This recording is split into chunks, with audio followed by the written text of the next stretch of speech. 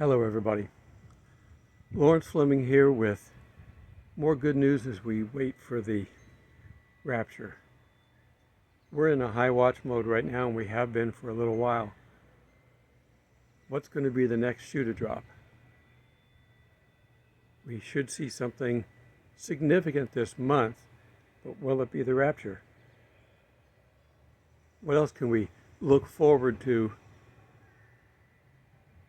We don't know if we're going to see things before or after the rapture. If we see him after the rapture, we'll be looking down from heaven. But there are going to be major signs and wonders. There are going to be miracles similar to Pentecost. Satan can perform miracles too. He just hasn't been allowed to. At least not the way they did at Pentecost. But now he's going to be allowed to. And we're told a number of times by Jesus and by Paul to be looking for false prophets, and that they would have signs and wonders that the elect could even be fooled. Because through the years, we've always looked at miracles as a sign of God, or at least a higher being. Even the pagan religions, like the ones that Elijah dealt with, they believed in signs and miracles, so he challenged them to a duel. I've talked about this before. Can you get your God to light your fire? And I'll have my God light my fire, and we'll see who can do it first and best. Of course, our God did it best, and did it in spite of being doused with water. Of course, they never got theirs lit at all. But now, Satan, taking on the earthly role of Christ, but it's only a title. He's still Satan. But he is going to have miracles. And we're going to look at that. Let's go ahead and turn to Matthew 24:24.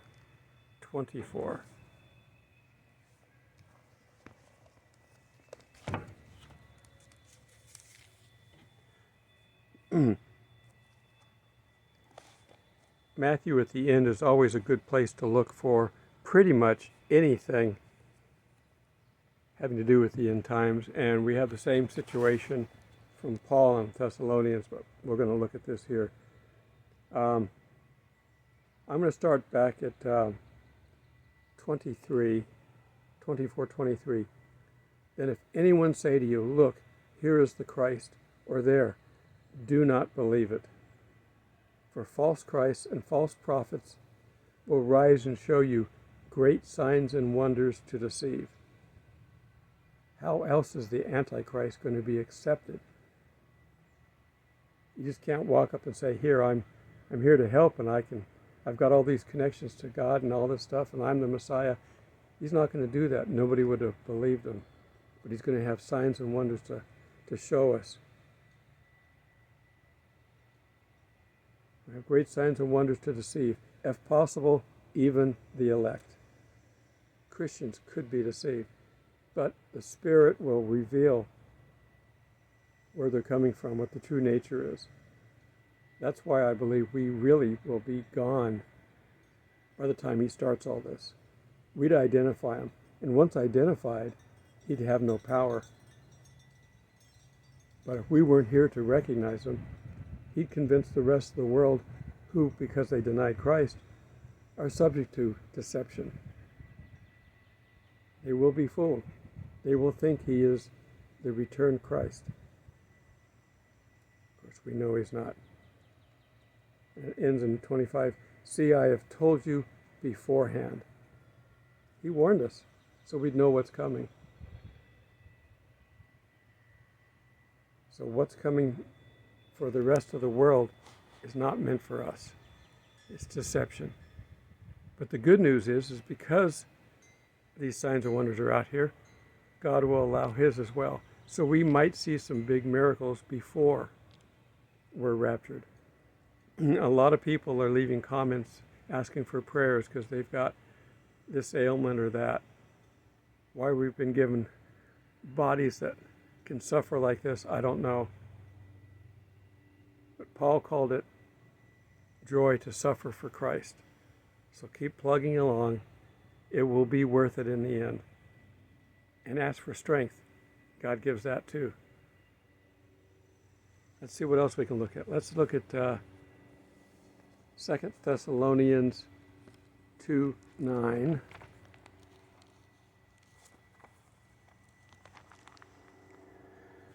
Okay. The coming of the lawless one is according to the working of Satan, with all power, signs, and lying wonders, and with all unrighteous deception among those who perished, because they did not receive the love of truth, that they might be saved. For this reason, God will send them a strong delusion, that they should believe the lie. Satan has that going for him. That they all may be condemned who did not believe in the truth, but had pleasure in unrighteousness. Again, I don't think we can be here because we would help to set them straight. So they're going to believe this liar from the past. And now we want to look at Mark 16:17. These are, in the Gospel of Mark, the last words of Jesus before he ascended. This is the important thing that he left them, the last thing he said. Go into all the world and preach the gospel to every creature. We're doing that, and we have the ability to do that now in ways that we never had before. The internet is everywhere. There's no reason to not hear the gospel. He who believes and is baptized will be saved, but he who does not believe will be condemned. And these signs will follow those who believe. In my name they will cast out demons. They will speak with new tongues. They will take up serpents, and if they drink anything deadly, it will by no means hurt them. They will lay hands on the sick, and they will recover. We can do this now. It just hasn't been time for the open demonstration. God has been doing miracles and healing for the last 2,000 years. He just didn't want to draw attention to himself because he wanted the world to come to him quietly. If you put candy in front of a kid, he's going to come running. But not because he wants to be with you, he wants the candy. And God is not doing the world a favor by putting candy out there for him to come to it, because it would just be a quick treat and then gone. He's offering them eternal life, but they have to accept him. And those that do will have eternal life. We are literally running out of time. Get out and tell as many people as you can. Support this ministry as much as you can. I don't ask for donations, but I need your prayers because we are running out of time. Help me by liking this video and others on my channel. Share this with your friends and subscribe. I think I'm like 20 subscribers short of the 1,000 limit that Facebook put on a couple of years ago. You can't do some of the advanced things with your channel until you reach 1,000. Help me to reach 1,000. I just need another 20. And then I can do a live broadcast. I can do other things.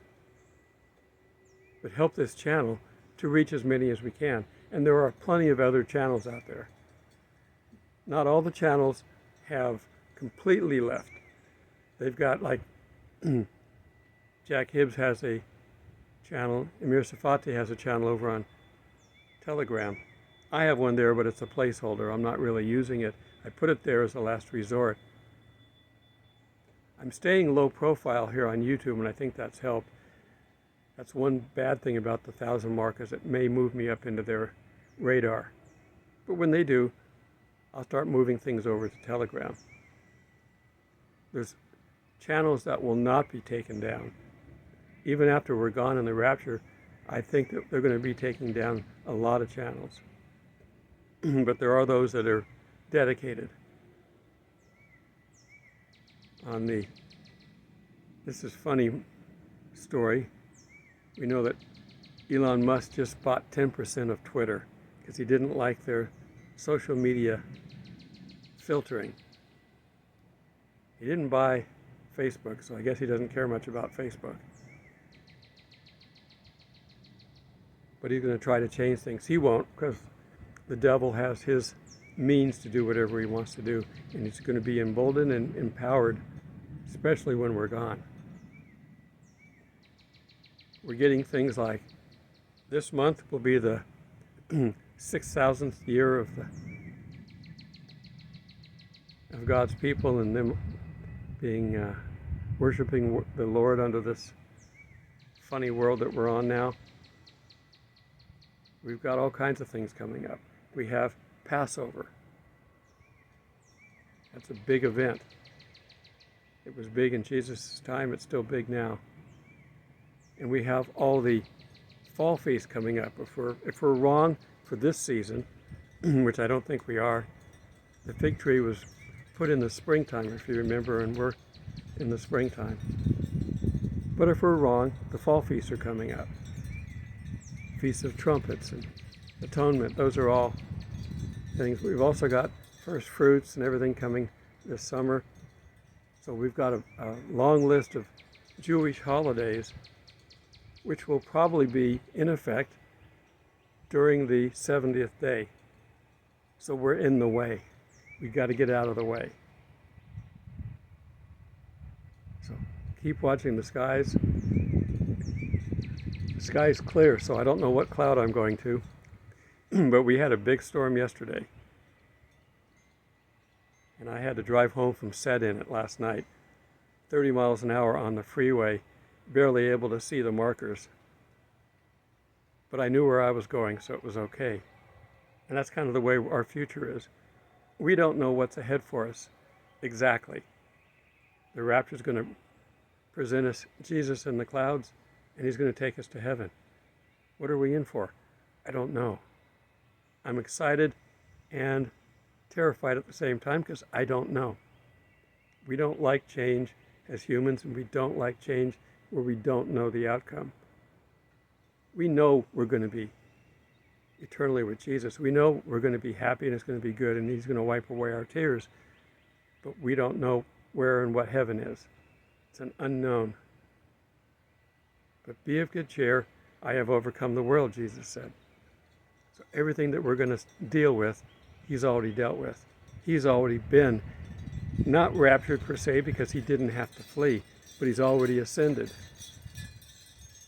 And when he comes back, he's just coming back for us. The rest of the world's going to deal with it.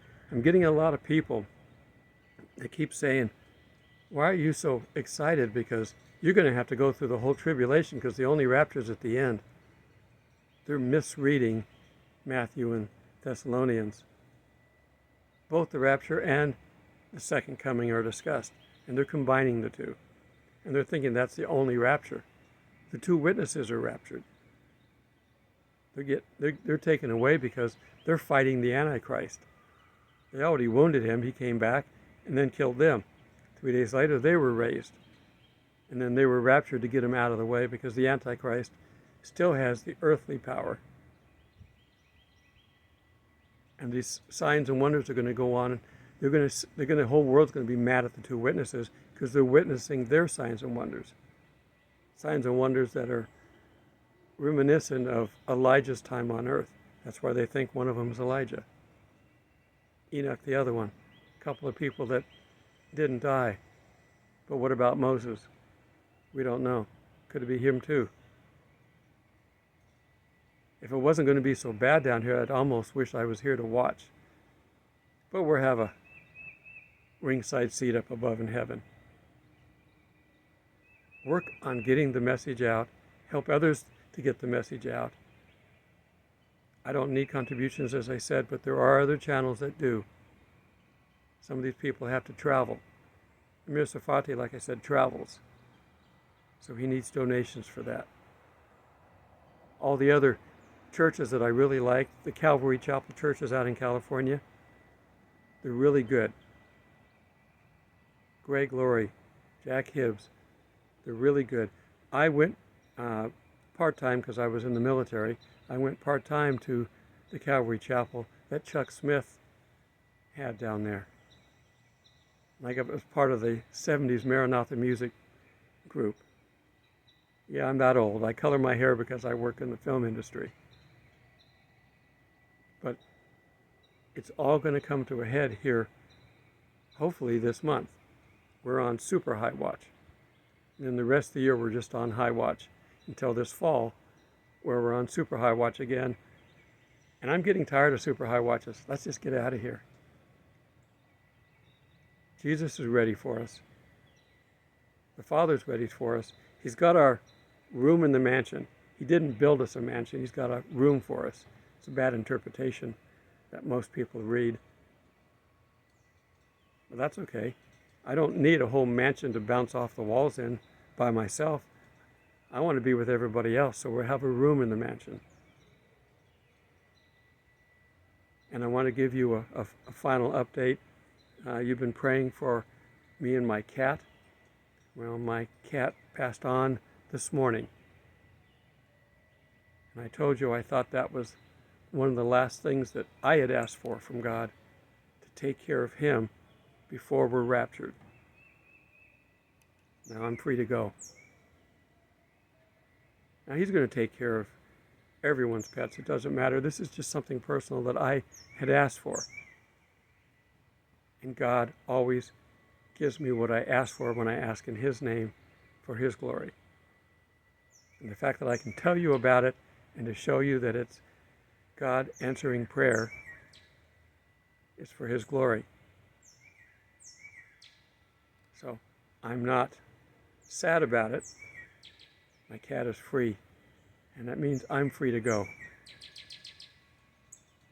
So, high watch, keep ready, stay repentant, and tell others about this. And even if we're gone, right after you tell them, you've planted a seed. You may see that soul soon in heaven. Because that's all we can take with us, are the souls that we save. Okay, I think I'm going to be back on schedule now for my videos for a few days. I enjoy talking with you. I enjoy your comments. Even the negative ones, I enjoy. And if you have questions, ask those. I'll do my best to answer them. I'm not the big Bible scholar that some of these other people are. John Samuel Barnett is a good Bible scholar. A lot of these other guys are too. But my job is just to warn you of the times. It's time to go. So be ready. And that I know. I do know enough of the scriptures to teach. I've taught Bible study for years. For over 30 years. But I'm not the scholar that these guys are. Because I don't have a single job like they do. When your only job is to teach, you get very good at it. So I have to rely on God to supply me the wisdom at the time that I need it when I'm making these videos. And I think he's done a good enough job. I'm hopefully not speaking out of my own heart and spirit. It's allowing the Spirit of God to pass through me. That's why it helps. So until we meet in the skies soon, God bless.